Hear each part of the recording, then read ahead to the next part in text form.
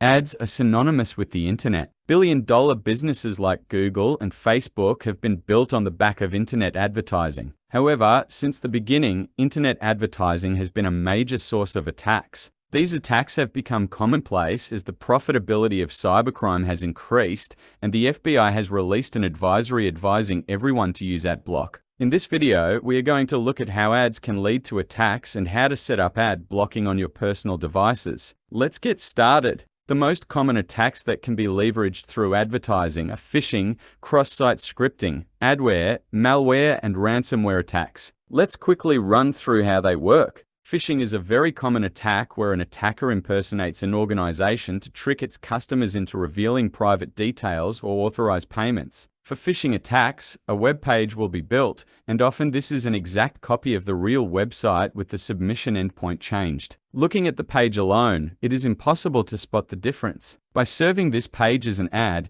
it will be served at the top of the list. The only way to tell it apart would be to look at the URL. If you are unlucky, even this won't help. Cross-site scripting exploits vulnerabilities in a web page to attack other customers. This is done by crafting requests for a user to click or inserting untrusted JS into a page. With XSS, you won't have the luxury of having to fall for a page. The URL will look legitimate and will execute the moment you load a page. Thankfully, however, severe XSS is relatively rare and has to be chained with other attacks to be effective. Other attacks that can be started through ads are adware, an attack where the victim accidentally installs adware and is constantly served ads for illegal and malicious services.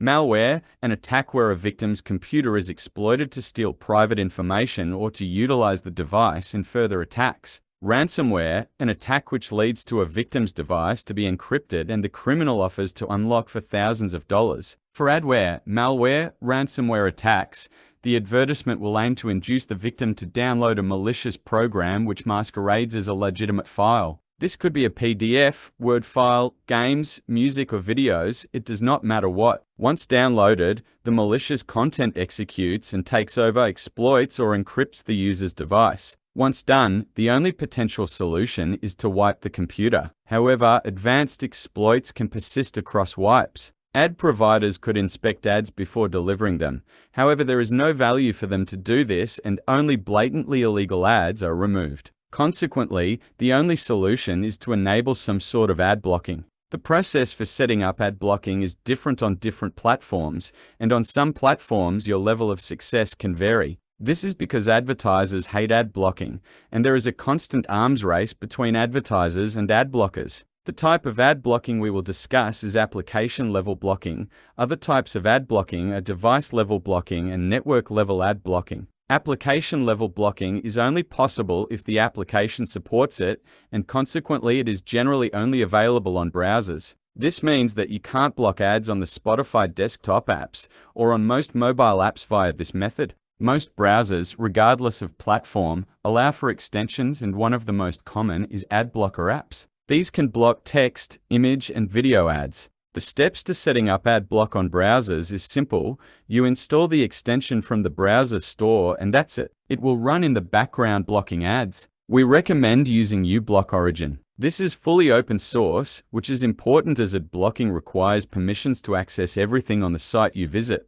It is highly recommended that you do not use closed source software for this purpose, as these extensions can change the page you are on. A link to uBlock Origin is provided in the description. Warning aside, uBlock Origin does more than block ads. It can also block JS, which can also be used to carry out malicious activity. However, we do not recommend blocking JS because it will break sites. This application is available for most modern computer browsers. Installing ad block on phones will be covered in a different video.